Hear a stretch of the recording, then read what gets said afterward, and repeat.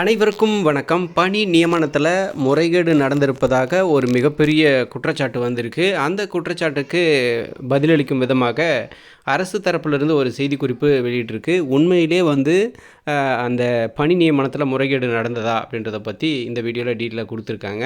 அதே மாதிரி குற்றச்சாட்டுக்கான காரணங்கள் என்ன, தொடர்ந்து இந்த பணி நியமனங்கள் ஆசிரியர் பணி நியமனமாகட்டும், மற்ற நிறைய பணி நியமனங்களாகட்டும் குற்றச்சாட்டுகள் இருந்துட்டு கொண்டே தான் இருக்கிறது. இந்த பணி நியமனம் சரியாக நடக்கிறதில்ல, பணத்தை வாங்கிட்டு பணத்தை பெற்றுக்கொண்டு இந்த மாதிரி எல்லாம் போஸ்டிங்ஸ் போடுறாங்க அப்படின்ற குற்றச்சாட்டு தொடர்ந்து இருந்துட்டு வருது.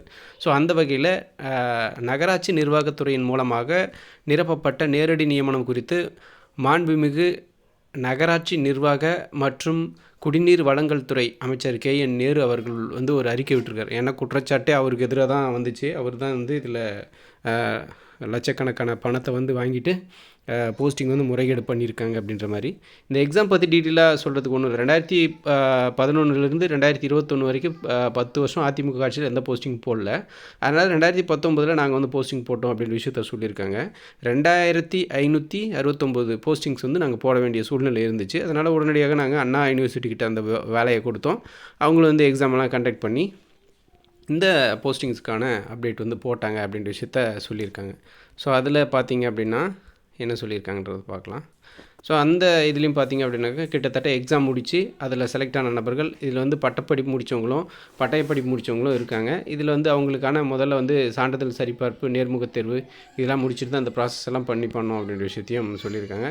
இதில் பார்த்தீங்க அப்படின்னாக்கா ஒன்றிய அரசு அதாவது மத்திய அரசு சென்ட்ரல் கவர்மெண்ட் ஒரு அரசியல் காழ்ப்புணர்ச்சி காரணமாக இது இது ஏதோ முறைகேடு நடந்திருக்கு அப்படின்னு சொல்லிட்டு அரசியல் உள்நோக்கத்திற்காக தான் இந்த மாதிரி அமலாக்கத்துறையை வச்சு இப்படி ஒரு சோதனை நடத்தியிருக்காங்க.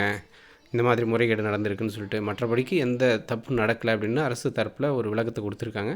அமலாக்கத்துறை ஒரு ஒரு துறை ஏன் எல்லா எக்ஸாமுக்கும் இந்த மாதிரி ரெய்ட் போகலாம்ல, ஏதோ ஒரு சில எவிடன்ஸ் கிடச்சிருக்கலாம், சில விஷயங்கள் இருந்திருக்கலாம், அதன் மூலமாக பண்ணியிருக்கலாம். ஆனால் அதுக்கான இன்னும் ஃபைனலாக இந்த என்ன நடந்துச்சு அப்படின்ற விரிவான அறிக்கை அமலாக்கத்துறை சார்பில் இவங்க ஒரு விளக்கத்தை கொடுக்குறாங்க. மக்களுக்கு தெளிவுபடுத்தும் வகையில் ஒரு விளக்கத்தை கொடுக்குறாங்க அரசு செய்திக்குறிப்பில்.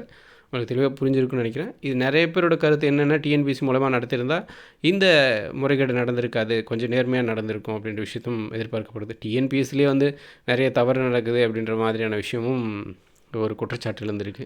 ஸோ இதுக்கெல்லாம் ஒரு தீர்வு கிடைக்கணும். லட்சக்கணக்கான நபர்கள், ஆசிரியர்களாகட்டும், டிஎன்பிஎஸ்சி மூலமாக படிக்கக்கூடிய தேர்வுகளாகட்டும், அரசு பணிக்காக நிறைய பேர் முழு மூச்சோடு படிச்சுட்ருக்காங்க. அவங்களுக்கெல்லாம் ஒரு நல்ல இந்த மாதிரி பணி நியமனத்தை இந்த மாதிரி தவறு நடக்காமல் நேர்மையான முறையில் நடக்கும் பட்சத்தில் எல்லாருக்குமே பயனுள்ளதாக இருக்கும். அரசும் சிறப்பாக செயல்படும் அப்படின்றது எந்தவித இதுவும் கிடையாது.